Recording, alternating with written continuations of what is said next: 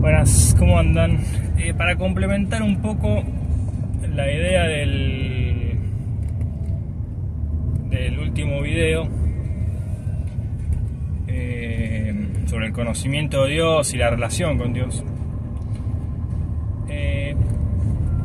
me venía a la mente que la idea de la revelación en el conocimiento de Dios es importante también expandirla un poquito, porque en la teología hay como varias vertientes, ¿no? Y esto lo desarrollo bastante en los podcasts propiamente dichos, ¿no? En las reflexiones y quizás sí en algún episodio. Estaría bueno hablar en algún episodio con alguien que aborde la teología de la revelación más desde la neortodoxia,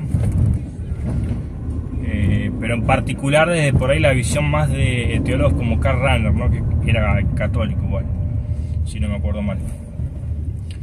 ¿Por qué? Porque en la teología, en la neortodoxia, Karl Barth va a romper con la idea de que la revelación natural es un medio para la revelación especial.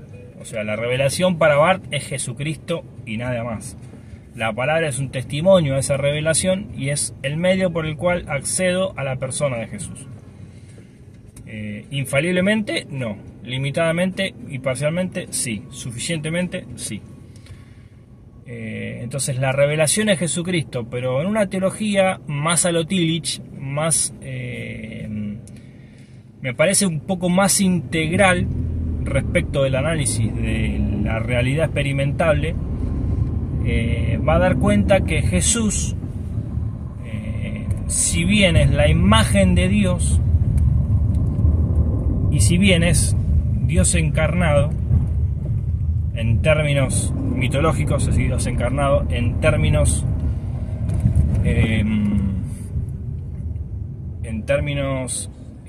por ahí más de teología natural, es la máxima expresión de la imagen de Dios. Pero tanto la divinidad de Jesús como la imagen de Dios en Jesús vienen a constituirse a través de la materia y obviamente de la metafísica que emerge en un monismo emergentista, que emerge de la constitución de la biología humana, específicamente del sistema nervioso central, que es el cerebro, digamos, básicamente donde se aloja la capacidad mental, la conciencia, etc. Entonces, la posibilidad de manifestarse la imagen máxima de Dios en términos humanos y por tanto la divinidad misma está dada por una emergencia de lo metafísico a través de lo físico. Y para eso se requiere la biología, para eso se requiere en términos del, no cientificismo, pero en términos de la ciencia moderna, de la teoría de la evolución. Es decir, de que los organismos biológicos evolucionen de tal modo que puedan, mediante las adaptaciones, la supervivencia y la toma de complejidad, y la expresión de diversos sistemas que tienden a tener atributos más complejos, poder terminar desarrollando las capacidades que conocemos en el hombre, los atributos que conocemos en el hombre. Entonces esto va de que exista el universo, que exista el tiempo, el espacio, después que exista la materia. Bueno, dije un par de burradas ahí para el que entiende de ciencia, pero bueno, para aproximarnos, ¿no? Porque sin materia no hay espacio, y sin espacio-tiempo, que termina siendo materia, no existe la noción, y sin cambios respecto a ese espacio-tiempo no existen el tiempo en sí, que el tiempo en sí no es algo que exista, pero bueno, me estoy metiendo mucho quilombo. Pero esa es la idea un poco. Hay una evolución de lo simple a lo complejo donde Dios es lo infinitamente complejo y simple, porque Dios es complejo y simple al mismo tiempo, paradójico, es infinito, pero esa infinitud es integral, es sintética. Entonces, eso se manifiesta en la integralidad que tiene el ser humano. El ser humano puede ser percibido por su biología física, por su capacidad de pensar y por su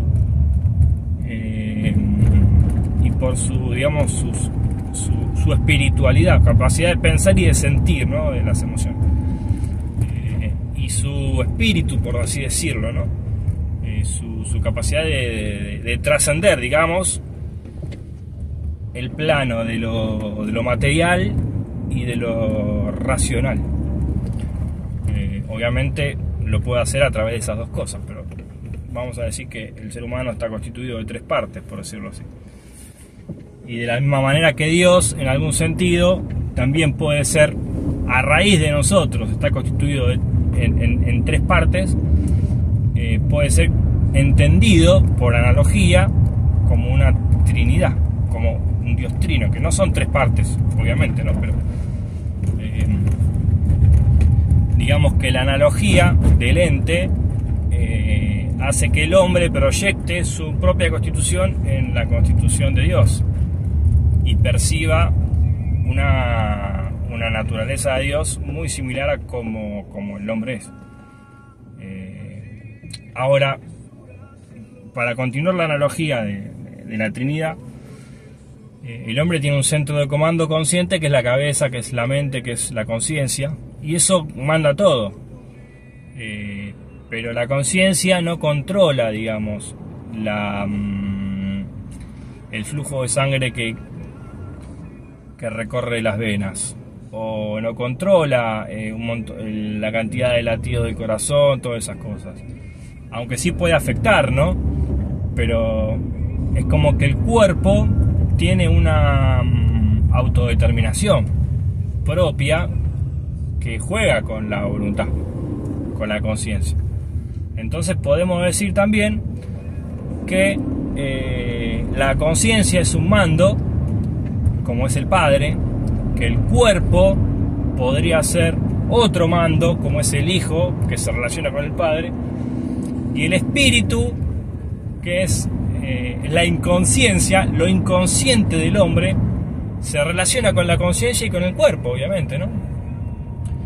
Entonces, digamos que ahí, a partir de una comprensión inconsciente, de vuelta, y ahí radica la inspiración, una interpretación inconsciente de esa realidad se desarrolla en los postulados objetivos de la teología de la Trinidad. Eso es la analogía del ente. Ahora, el hecho de que el hombre haya plasmado a lo largo de los credos la Trinidad, que haya plasmado la divinidad de Jesús, que haya plasmado la realidad del pecado, que haya plasmado tanta teología, deviene en una base material. Es decir, aunque el pecado sea la violación de una ley natural, aunque el pecado sea algo metafísico, porque ¿dónde dice que matar está mal? ¿Dónde dice? Esas son cosas subjetivas de los hombres, que las entendemos como leyes porque nos generan sentimientos, sufrimientos que son negativos. Entonces, la ley moral en sentido de su ontología es subjetiva. Ahora no quiere decir que no exista, es metafísica, pero del cuerpo humano y justamente de la mente se desprende una metafísica por emergencia, que habla también de ese texto del Éxodo, donde Dios le dice al hombre que no solo de pan vivirá el hombre, sino de toda palabra que sale de la boca de Dios. Y toda palabra que sale de la boca de Dios es la parte metafísica humana, es la información que el hombre necesita para vivir. Eso es la palabra de Dios. Entonces hay un desarrollo no solamente en el abordaje del conocimiento de la realidad que hace el hombre, sino también en la realidad misma material, para que el hombre venga a existir, progresivo, en el que Dios se va revelando, ¿no? Y el cristianismo viene a plantear que todo eso es revelación, y ahí es donde Barth va a decir no, y va a quebrar con la idea de que realmente Dios se revela a través de lo natural, de que el hombre pueda llegar al conocimiento de Dios a través de lo natural. Pero a mí me parece que sí. O sea, yo no soy bartiano en ese sentido, y hay otros teólogos también que afirman la validez de la teología natural para el conocimiento y la revelación de Dios. Entonces, entendiendo la revelación como algo integral, a mí no me gusta distinguir entre revelación especial y revelación general, sino que para mí hay una sola revelación, de la cual forma parte la revelación máxima, porque evidentemente los entes son diferentes. Yo no soy vos, vos no sos yo, y yo no soy el celular. Y de la misma manera Jesús no es el mundo. Ahora, el mundo sí es una sola cosa en la que vos, yo, el celular y Jesús estamos integrados.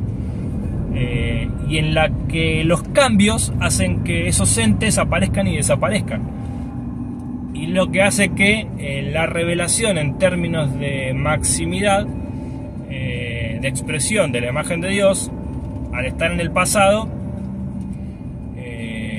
no la tengamos hoy con nosotros, pero puede perdurar a lo largo del tiempo por la experiencia que tienen los cristianos, que son el cuerpo de Cristo, que son los que hacen perdurar esa imagen, y son los que mantienen vivo a Jesús en el mundo, a quien mantiene vivo la revelación de Dios en el mundo, a quien mantiene vivo la revelación máxima de Dios en el mundo, la imagen plena de Dios, por estar en Cristo, porque si no estás en Cristo no puedes expresar esa plenitud. Entonces, yo creo que es viable entender la revelación integralmente, y así como el hombre puede entenderse en partes, como Dios también puede entenderse entre comillas, porque no se puede entender en partes, pero la Trinidad plantea que son tres personas. Entonces hay un límite para cada una de esas tres dentro de la integralidad, ¿no? Y a su vez, aunque hay un límite, también hay una fusión.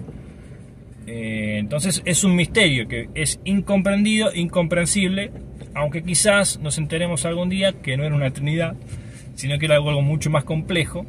Me gusta pensarlo como lo piensa el modalismo, porque la diferencia está en cambiar los términos modo y persona, básicamente, ¿no? Y el modo puede ser tan complejo que la persona pueda llegar a ser una manera de expresión válida. Y ahí está donde para mí radica la irrisoriedad, digamos, de ese debate, ¿no? Me parece que hay que parar de decir, no, los unicitarios, los modalistas son herejes, ¿no? Bueno, entonces, y para llegar al final, es imprescindible para mí, es prescindible en realidad, pero es importante, o interesante sería la palabra, entender que la relación con Dios y el conocimiento que yo puedo tener de Dios real y empírico viene dado a través de mi relación con la experiencia. Y ahí es donde el pentecostalismo va a meter su cuña y va a lograr la plenitud de la experiencia cristiana. Porque en una teología cesacionista, en una teología que limita al Espíritu Santo, en una teología que cercena la calidad contemporánea de la revelación, es difícil relacionarte con aquel que se está revelando. En cambio, en una teología continuista, en una teología del Espíritu Santo contemporánea, de la inspiración extensiva, la puerta a la relación y a la dialéctica con Dios, en términos neortodoxos y en términos ortodoxos también, mucho más plenariamente, son más viables. Y por eso la familia, los padres, las madres, las instituciones, todo lo que hemos construido como seres humanos y todo lo que ha construido Dios con nosotros, porque hay cosas que no dependen de nosotros, son la revelación de Dios. Y por eso yo a mi hijo le toque revelar el amor de Dios, la provisión de Dios, su cuidado, su misericordia. Por eso a mi esposa le toque revelar el amor de Cristo a la iglesia. Por eso la iglesia me tiene que revelar el cuidado del Espíritu Santo. Por eso la iglesia también tiene que revelar al mundo la persona de Dios. ¿Y por qué? Sobre todo me pasó esto que hablando con muchos chicos en la universidad que salían de colegios católicos con una educación católica y salían como enojados, salían como un rechazo a las cosas espirituales. Ya me van 15 minutos, ya termino. Y está dado por la convivencia con las entidades religiosas. Entidades, me refiero a personas que supuestamente pertenecen a la religión y que no han logrado empatizar o mostrarles el amor de Dios, no han logrado transmitirles espiritualidad, no han logrado impactar en ellos o proyectar la imagen de Dios. Y ahí es donde los cristianos estamos en falta, ¿no? En este caso católicos muchos. Pero bueno, hay mucho menos colegios evangélicos que católicos. El día que haya más colegios evangélicos y menos colegios católicos, probablemente los chicos que tengan rechazo de las cosas de Dios por haber sido educados en una educación evangélica van a ser más que los católicos. Es como dice el dicho, ¿no? Donde el que mucho abarca, poco aprieta. Y es por eso que por ahí en el catolicismo las personas que experimentan la fe de una manera más plena son menos, y en el evangelicalismo más. Pero a medida que el evangelicalismo crezca, posiblemente sean menos las personas que puedan experimentar la plenitud de la espiritualidad, por una simple cuestión de que el mundo nos atraviesa y somos miserables y necesitamos la dependencia de Dios, y en proporción no todos somos los que les buscamos, ¿no? Pero eso no quiere decir que aunque nos creamos pertenecientes al grupo de los que le buscan, vamos a ser los que siempre lo encuentran. Entonces, la teología de la revelación es importante para poder comprender la relación que tenemos con Dios, y es importante creerla, porque cuando Pablo dice que es imposible agradar a Dios si no se cree que hay un Dios y que es galardonador de los que le buscan, ese galardonador tiene que ver con la dialéctica y la relación con Él, ¿no?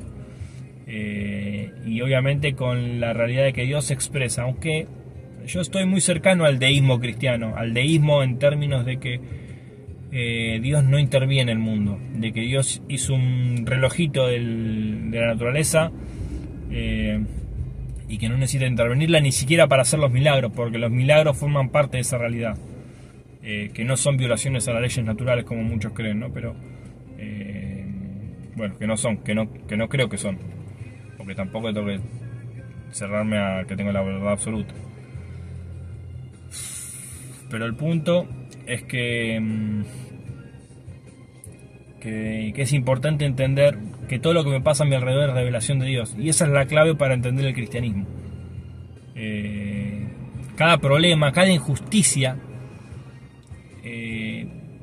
tiene un llamado de atención al mensaje del Evangelio, porque es injusto que Dios venga al mundo y los hombres lo maten, porque es injusto que el inocente tenga que derramar su sangre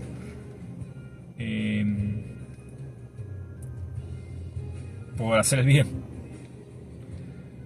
Entonces, en cada injusticia de la vida se revela también el Evangelio, porque el Evangelio es que el justo pagó por los injustos para llevarnos a Dios, como un llamado de atención, ¿no? Para expresar el amor y el perdón de Dios en la cruz.